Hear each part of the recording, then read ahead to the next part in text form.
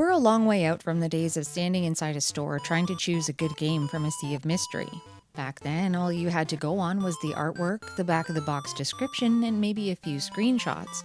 Nowadays, we have so much information at our fingertips, but even with all of the reviews and playthroughs in the world to sift through, it's still possible to come away from a retro game purchase without having the entire picture of what you're in store for. This was exactly what happened to me with Roland's Curse, an action game for the Game Boy. It has a top-down perspective and some light RPG elements, and you play as a seemingly random hero answering the people of Roland's cries of despair. The Lord of Demons himself, King Barius, was accidentally sprung from his sealed castle by some travelers looking for shelter in the area, and he's launched an evil plan to seek vengeance on the people that put him there. Barius cursed those poor travelers by transforming them into monsters before sending them out along with some evil pals of his to terrorize the villagers.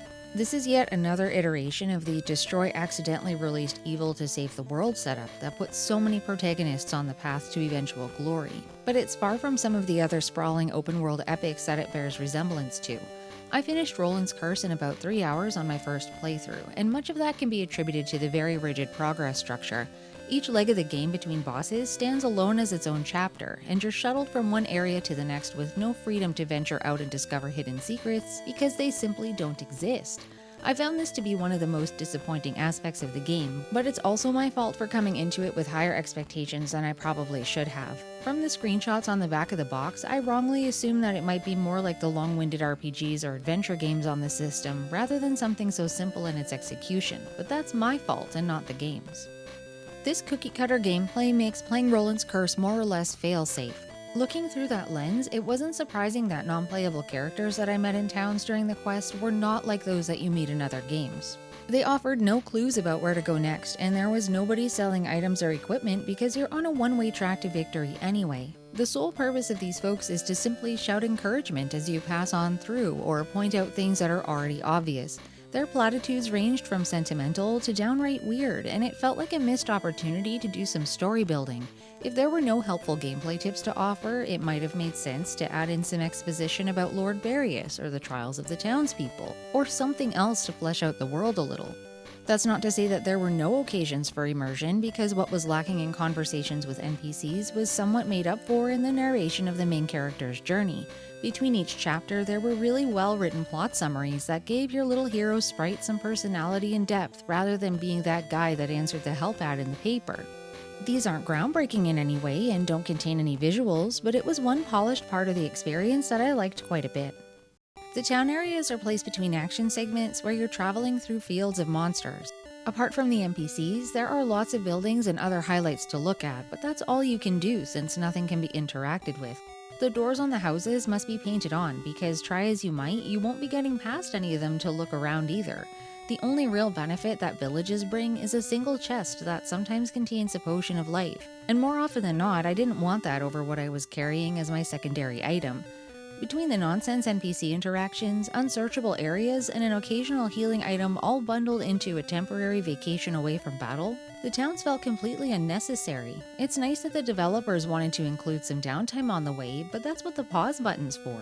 I kept hoping to uncover something important, but no such instance ever came. It just felt like a waste of my time.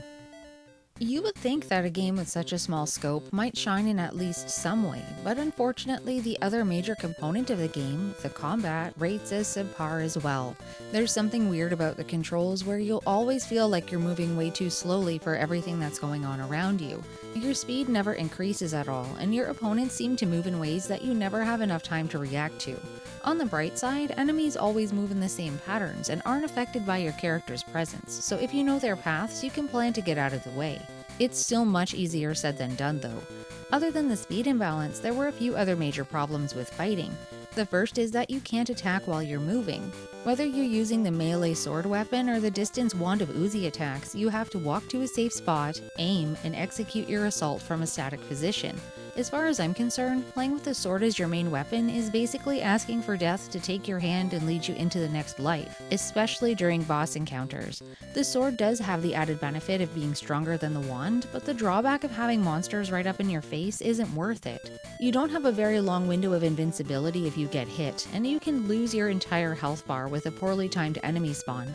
It's not as if monsters die in 1 or 2 hits either, especially later in the game. Even with the strength disadvantage, I picked up the wand as soon as I could and I stuck with it. The other problem is that when you turn around, you also take a step forward. You can't just pivot from a single square, and this really made precise and intentional movement difficult. Many of the paths in Roland's Curse are tight, with lots of obstacles and consequently very little room to maneuver, so getting into a good position without also taking damage felt like a chore. Sometimes it was easier to avoid enemies altogether, but that also didn't serve my interests well because they drop healing potions and power-ups, some of which give permanent increases to your character stats and even lengthen your health meter.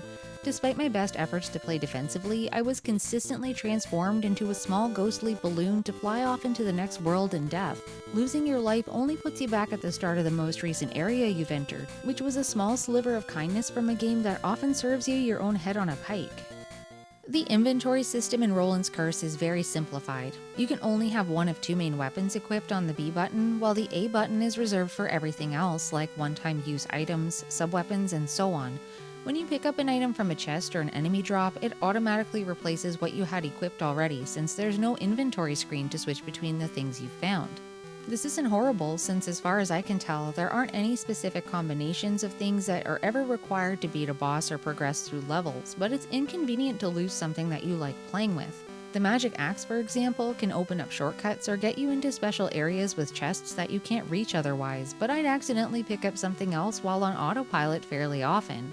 Items that drop from monsters land right in your character's path, so after killing them, I'd naturally walk over the spot they previously occupied and replace whatever I was holding. Once you've switched to something new, there's no way to drop it or go back to whatever you've lost, and the annoying part is that sometimes you can go a whole chapter without seeing your beloved item again. If you can remember which chests or enemies held your favorites though, the good news is that those objects will always spawn in the same places. Even the chainmail that permanently upgrades your life bar by half a heart can be farmed over and over again if you want to spend the time to do it, but upgrading your character's other stats is not as straightforward as you might hope. There are several attributes like attack and life power that have a permanent base stat, as well as temporary increases based on what you found in each story chapter.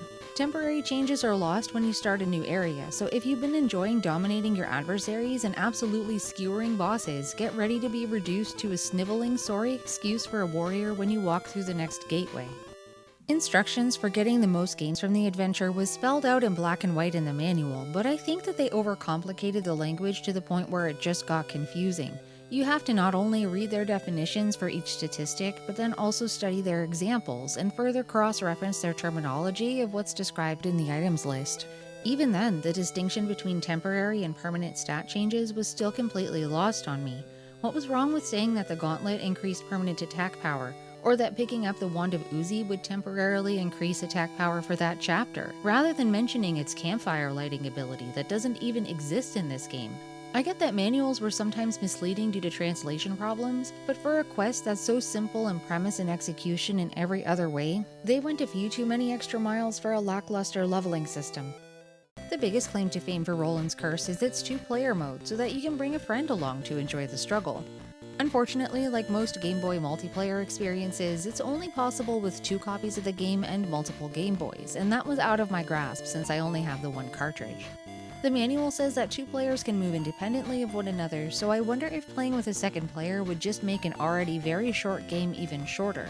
Multiplayer is always fun and extremely unique for a game in this genre in particular, but unless there was something vastly different about the 2-player campaign, I'm not sure that it would sell me any more on the experience. Roland's Curse was such an intriguing prospect on the surface, but all said and done, it was a little too shallow content-wise to draw me in and really make a good impression. It was one of the shortest adventure games I've played, but I think if you come into it with appropriate expectations, there's something worthwhile to be had here. It's the perfect length for a short trip, or for people that want something easy to pick up and play, but with very little replay value, it might be better off as something you enjoy once a year, so you have time to forget a few things. For what it is, it has a lot of charm and surprisingly great music, but it feels below average on the spectrum of everything else that was available at the time.